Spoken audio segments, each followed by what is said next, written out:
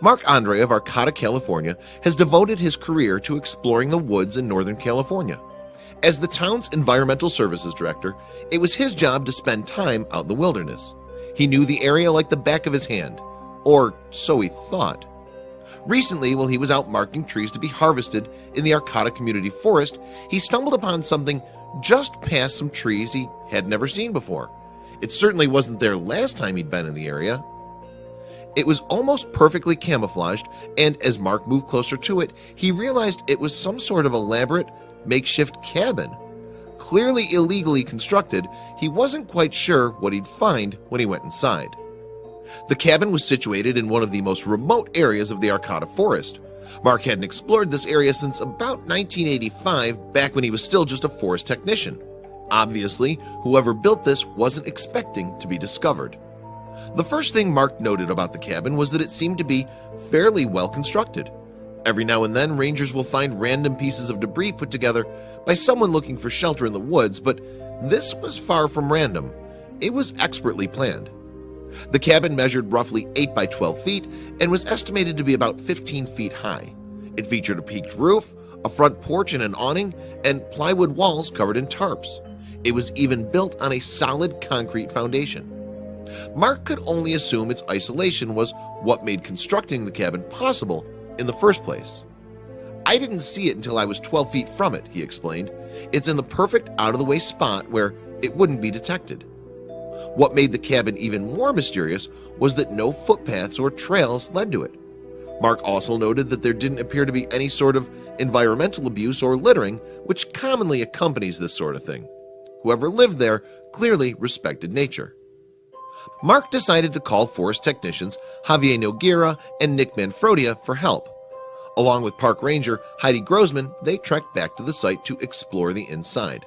When they finally cut the padlock and flung open the doors, they weren't sure what or who they'd find inside. As Heidi entered the cabin, gun drawn, she shouted, "Arcata Police," but no one answered. Soon the group began to scour the contents of the abode to see if they could figure out any details about its owner. The group was quick to note the tidily kept quarters. In the living room and kitchen area, housekeeping supplies and assorted cans of food sat on shelves built into the wall. In many ways, everything seemed ordinary. Still, there was more to explore. Beside a rocking chair, there was a coffee table with a tea kettle sitting on it. Directly across from the chair was a pot-bellied stove. Whoever had been living here wasn't exactly struggling out in the wilderness. In another corner of the cabin was a small bookshelf constructed on a wall. It was lined with various titles, including Catch Me If You Can and Medicinal Plants of the Pacific West. Soon the rangers began to suspect it was an older person who'd been living there. Other items, like a stack of tapes, lent credence to the search party's suspicions. Still, they continued to search for other clues that might help them determine just who it was that called this mysterious place home. The group also found a handwritten list of things to do and get, which told them a little bit more about the cabin's inhabitant. The list, which includes dates, was comprised of tasks such as build bench, extend brush wall, season cast irons, get 6-inch stovepipe flashing, and get tongs 1/22/11.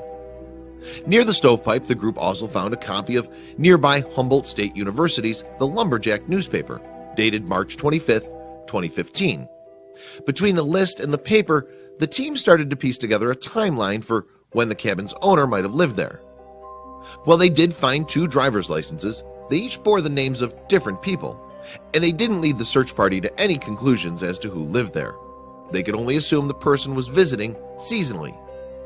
Since camping on public property is illegal, even if the person who's doing it is being respectful of the land, and the cabin existed on a nature refuge, the crew left an eviction notice for the inhabitant.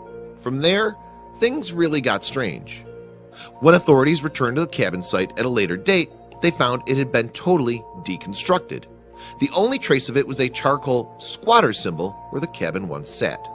"That's the cleanest camp cleanup I've ever seen," said Michael McDowell, the natural resources technician for the Environmental Services Department. "There wasn't a nail, not even a gum wrapper left behind." It's unlikely that the cabin's owner would come forward, given the potential for legal trouble.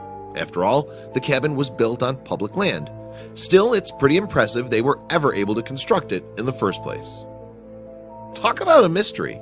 Whoever built and lived in that cabin had some serious dedication. It makes you wonder if they'll ever be found.